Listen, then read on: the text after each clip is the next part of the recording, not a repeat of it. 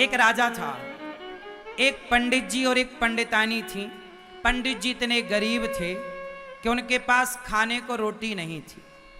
पंडित जी और पंडितानी बोली कि अब तो देखो कल का हमारे पास कोई बंदोबस्त नहीं है, क्या करें, कल भोजन नहीं बनेगा।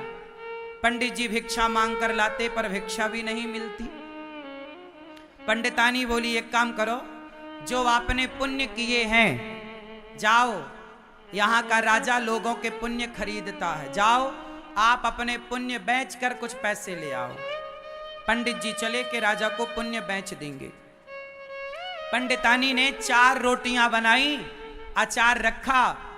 पंडित जी को कहा कि रास्ते में भूख लगे तो ये 4 रोटियां हैं और अचार है, खा लेना। पंडित जी चले राजा के यहाँ। राजा का दरबार थोड़ा दूर था, लंबा चलना था, कई किलोमीटर। पंडित जी चले एक जंगल से गुजरे। उस जंगल में वो बैठे नदी के किनारे और रोटी अपनी चारों निकालकर पंडित जी जैसे ही खाने वाले थे, एक बूढ़ी सी गाय, बिल्कुल पतली दुबली, जंगल से ना जाने कहां से गाय आई और पंडित जी की तरफ देख करके वो रम्हाने लगी। पंडित जी ने एक रोटी गाय की तरफ डाल दी। गाय ने फटाफट वो रोटी खाई। फिर भी वो गाय पंडित जी की तरफ बढ़ रही है, बहुत भूखी थी शायद वो गाय।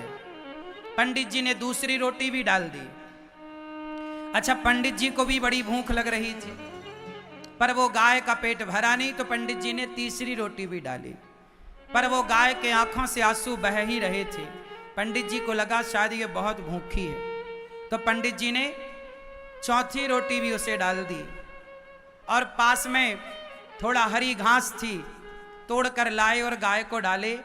गाय खाई, पानी पी करके चली गई।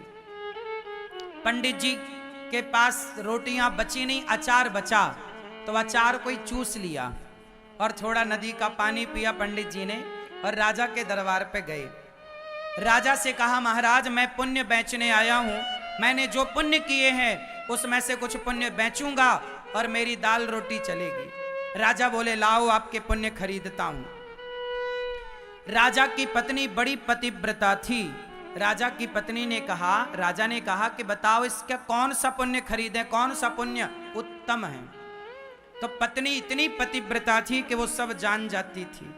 रानी जान गई। रानी ने कहा महाराज इसने अभी अभी कुछ घंटे पहले गाय को 4 रोटियां खवाई हैं, गाय को 4 रोटी देने का जो पुण्य है वही खरीद लो। राजा बोले मैं आपने 4 रोटियां जो गाय को दान की वो पुण्य देना चाहोगे? ठीक है।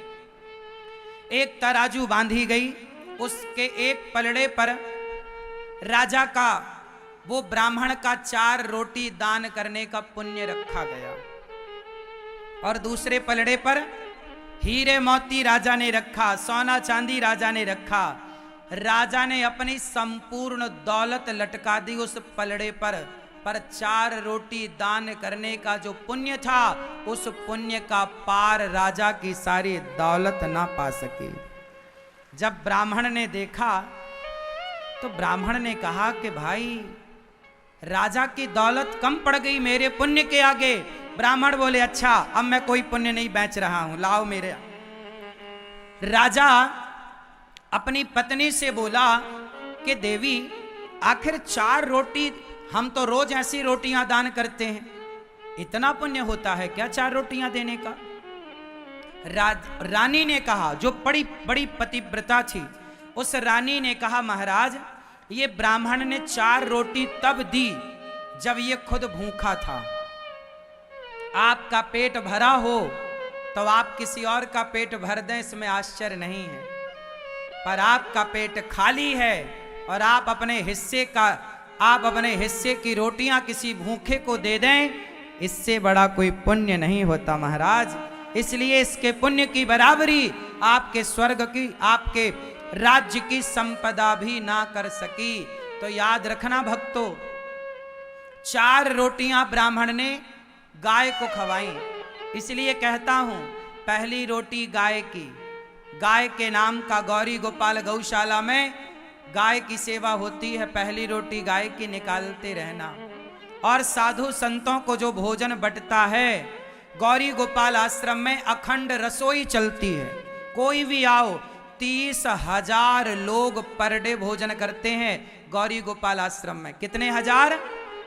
लगभग 30,000। आप आके चेक कर लेना, मेरी गलत कह रही हो तो आप बताना। खुद आना, सवेरे से शाम तक भक्तों का तांता लगा रहता है। कोई भी आओ, सबको भरपेट भोजन। याद रखना, आप लोग जो अन्न दान करते हो और आपके दान के बल पर गौरी गोपाल जो रसोई चलती, कोई भी भक्त आए, ना जाने किस रूप में नारायण मिल जाएं, पता नहीं किस रूप में आकर भगवान भोग लगाते हो।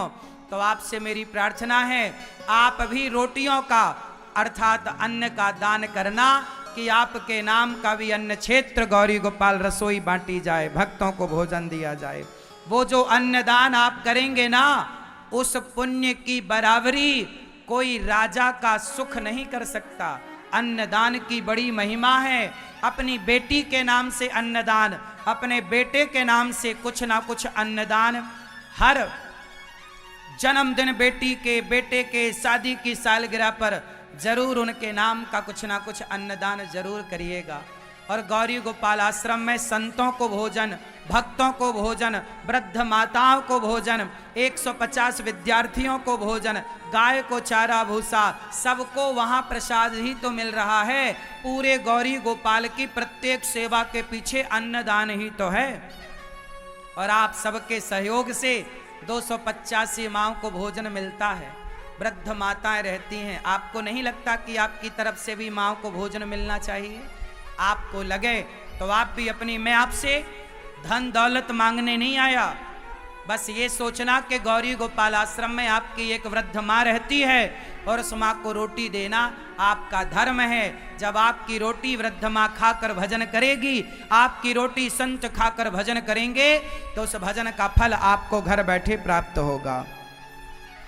आपकी एक माँ गौरी गोपाल आश्रम में है। अपनी माँ को जैसे रोटी देते हो ना, ऐसे माँ के लिए व्यवस्था कराओ, ये कहने आया हूँ।